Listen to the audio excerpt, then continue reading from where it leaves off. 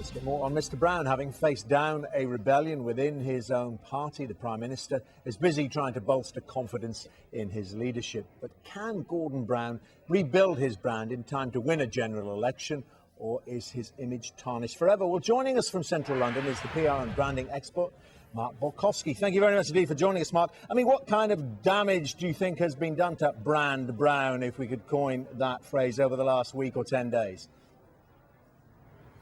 An extraordinary amount of damage. I defy anybody to find anybody in the Labour Party, to find anybody in the street who's got a good word to say about him. I'm finding it quite extraordinary that he's holding out. But in politics, where there's a hope, people will cling on. Should it be about personalities? Is it about personalities? Is it about the physical presence as well? Every MP I talk to says, just listen to our policies. That's what counts. We're in a television age, and image is dominant, I think, across the globe. World politics is about perceptibly sexy politics now. Certainly, Brown had a hard act to follow in Tony Blair, and in many ways made the mistakes of trying to mimic that. You know, clearly he's a very different politician and he struggles with personality politics. And I think we need to look at, or his people need to look at, building up from that and not trying to be a karaoke version.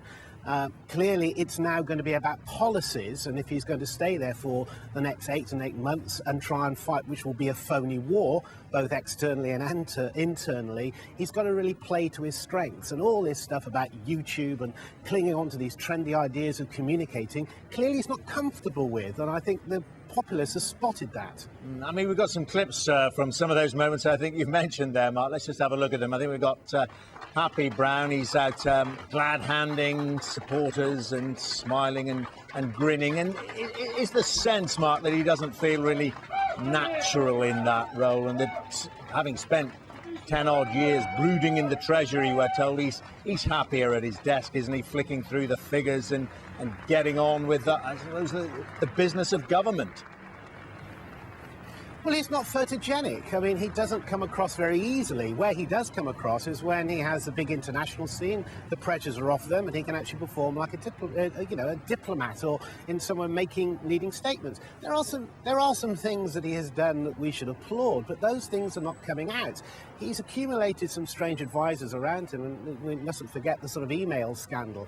You know, clearly this is a man who feels comfortable talking about policies, and he's got to really work hard in getting people around there starting to talk about policies. If he's going to spook out the opposition and really give himself a good run for his money, he's got to start, beating them at their own game. And at the moment, they're not offering any, sort of policies at the moment either. So they're playing off to a certain image, and David Cameron, presents well. He's got some very clever people behind him, Andy Coulson, and an popular tabloid newspaper editor. He knows how to pull those strings, and really Gordon needs some help. And he has got his wife, Sarah, was a very able publicist, public relations person in her own day, and then clearly she has some power, and the media quite like her. So clearly he really has to address playing from his strengths and not trying to chase the game. I mean, you've got the full analysis there, Mark. Do you think he can do it, or is the feeling, there is a feeling within the Labour Party they'd be better off with someone else?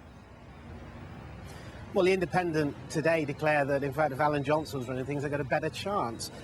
Everywhere he looks, there seems to be he's stepping, from one disaster to another disaster. Clearly, his job was to actually get the internal communication right, which he's done last night, and supposedly he's got the support. People are moving forward. So he's step by step, but he hasn't got time, possibly 8 months. Media are feeding off it now. They're feeding off the disaster that surrounds his life. He's got to do something. But you know what? He still hangs out that there's a hope. And, clearly he is a man with a mission and he wants to hang on. But I'm afraid if this is about legacy, and most politicians trail off their legacy at the moment, he's heading for a very negative legacy he's going to live with the rest of his life. So just within this recession, Mark, why doesn't that core economic competence, the idea, and especially what he did during the banking crisis, and often been said, stood on the world stage, many countries followed his and Alistair Darling's ideas, why doesn't that wash with the public? We all know there's an awful recession going on.